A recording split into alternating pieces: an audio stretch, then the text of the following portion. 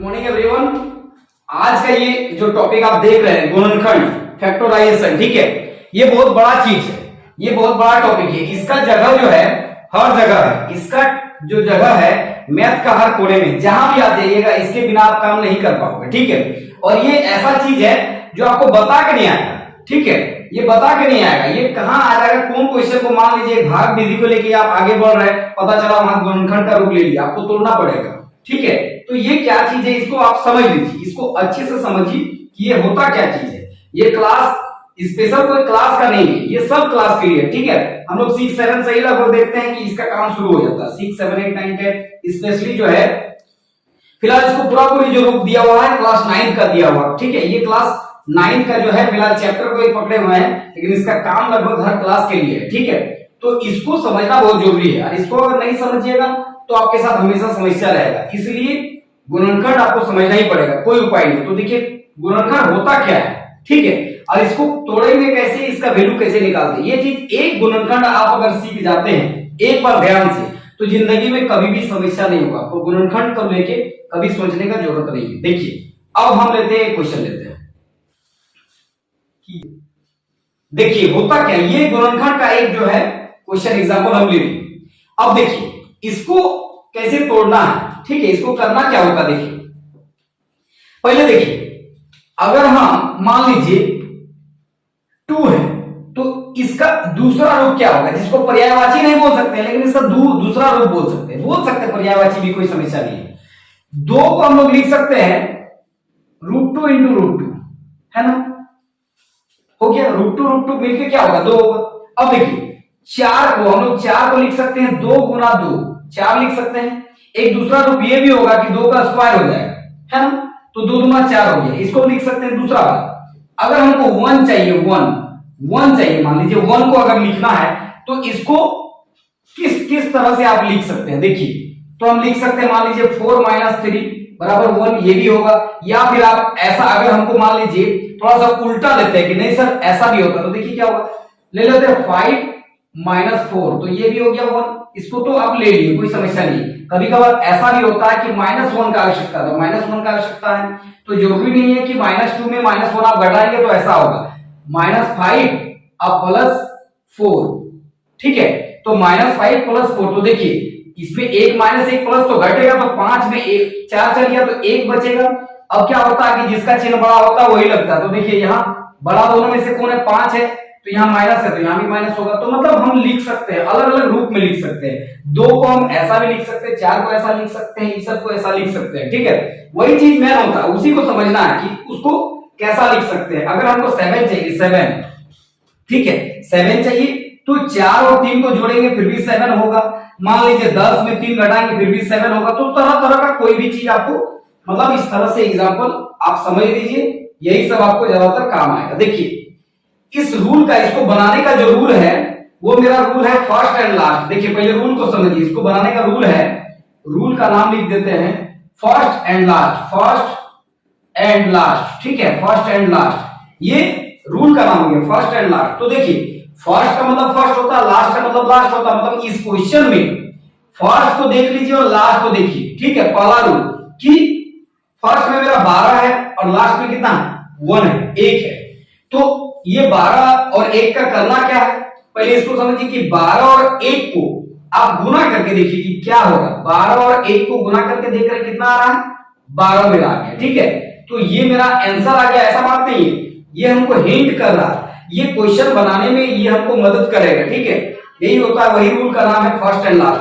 अब देखिए first and last का मीनिंग क्या हुआ कि फर्स्ट और लास्ट को हम गुना करके देख लिए कितना आ रहा, 12। चलिए ठीक है, 12 आ रहा। इस 12 का करना क्या है, देखिए इस 12 का करना यह है कि फर्स्ट एंड लास्ट, अभी हम इसका नाम दिए हुए, तो फर्स्ट और लास्ट से मेरा कोई रिश्ता नाता नहीं है, सिर्फ देखना है कि गुना करके आ कितना रहा है। अब देखिए ये सहायक कैसे साबित हो रहा, देखिए इस क्वेश्चन का मतलब ये होता है कि फर्स्ट और लास्ट को आप छोड़ के बीच वाला को ऐसा तोड़िए, ठीक है, ऐसा तोड़िए कि गुना करने पर 12 आए, ठीक है, गुना करने पर 12 आए और जोड़ने या घटाने पर जितना है उतने आएगा, ठीक है। आप जोड़ भी सकते हैं, घटा भी सकते हैं, लेकिन गुना करने पर मेरा 12 आना चाहिए। ये हमको हिंट दे दिया, हिंट मिल गया। तो 12 1 मिल गया हमको, अगर 12 हो रहा मान लीजिए तो ये हमको हिंट दे रहा कि इसको ऐसा तोड़िए कि गुना करने पर 12 आए। तो आप डायरेक्टली ये समझ लीजिए कि मेरा 12 किसका किसका पहाड़ा में आता है। ठीक है, कौन कौन सा टेबल में 12 आएगा। देखिए तो शुरू करते हैं पहले 1 से।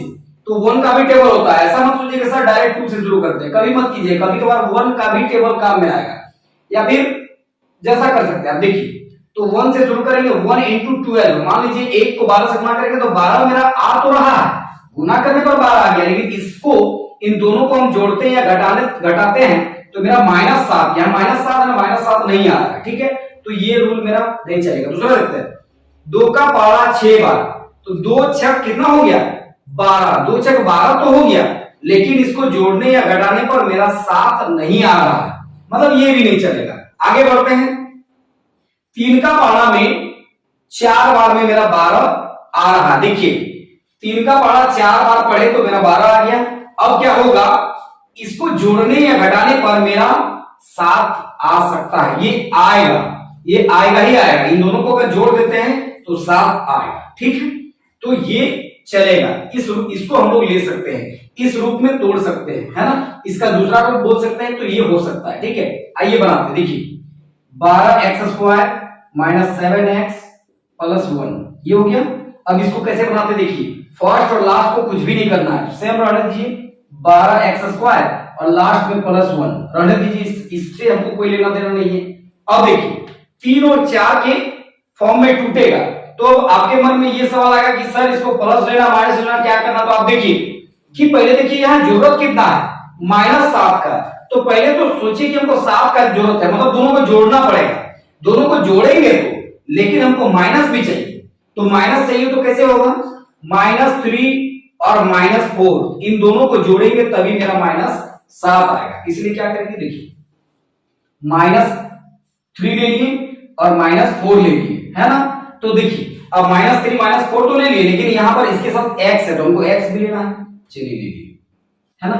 ये हम ले लिए 12x² - 3x - 4x। देखिए अब आप मिलाइए, यही इक्वेशन मेरा है कि बदल गया, उस चीज को देख लीजिए। देखिए 12x² है -3x - 4x कितना हो गया, -7x + 1, ये वही वाला है। ठीक है, इक्वेशन चेंज नहीं हुआ, मतलब इसका दूसरा रूप ऐसा होता है, अभी मैंने यहां पर बताया था। ठीक है, स्पेशल समझने के लिए कि यही होता है।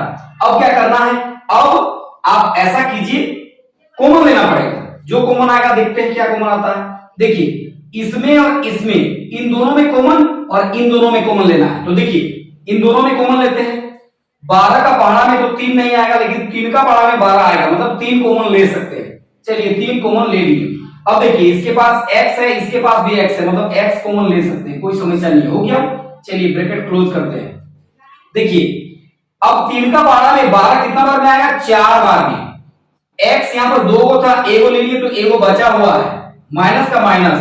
अब यहां से 3 भी आ गया, x भी आ गया, कुछ नहीं बचा तो 1 हो गया मेरा। अब देखिए अब इन दोनों में कॉमन लेना, इन दोनों में कुछ भी नहीं मैच होता, तो कुछ भी मैच नहीं होता तो 1 होता है। ठीक है, तो हम तो 1 ले लें, लेकिन ये प्लस में होगा कि माइनस में होगा, ये देखिए, ये मेरा जिसमें भी रहेगा प्लस या माइनस तो वही लेंगे, चिन्ह मेरा वही होगा। चलिए ये माइनस यहां पर था इसलिए माइनस ले लिए, चलिए ब्रैकेट क्लोज हो गया। अब क्या करेंगे, यहां से कुछ भी नहीं मिला तो ये तो पूरा पूरी बचा हुआ 4x लिखिए। इस माइनस की वजह से ये अगर प्लस है तो माइनस हो जाएगा, माइनस है तो प्लस हो जाएगा। देखिए माइनस प्लस माइनस, अब ये तो पूरा पूरी बचा हुआ है। चलिए ठीक है, देखिए आपका सही है या गलत है ये कैसे पता चलेगा, ये दोनों सेम होगा। ठीक है, सेम होगा तो आप सही है। अब देखिए अब मेरा दोनों में से कोई एक लिख दीजिए, 4x - 1, और मेरा इधर हो गया ये वाला लिखते हैं 3x - 1, ये हो गया, ये मेरा आंसर हो गया। लेकिन ये इससे आगे भी इसको आगे बढ़ाया जा सकता है। देखिए कैसे, इसको लेते हैं 3x - 1 बराबर 0 लगा दीजिए, x का मान निकाल देते हैं। अब देखिए 3x का 3x -1 को भेजेंगे तो +1 हो गया, x का x हो गया और ये 1 हो गया, यहां पर गुना में है तो ये भाग में आ जाएगा, ये मेरा आंसर हो गया। दूसरा इसको भी आप बना सकते हैं, हो जाएगा 4x - 1 बराबर 0। देखिए 4x को रखिए, -1 को भेजिए +1, x का x 1 का 1 डिवाइडेड बाय 4, ये मेरा आंसर हो गया। ठीक है, तो ये रहा मेरा फैक्टराइजेशन। ठीक है, गुणनखंड। आप गुणनखंड इस तरह से बनाइए।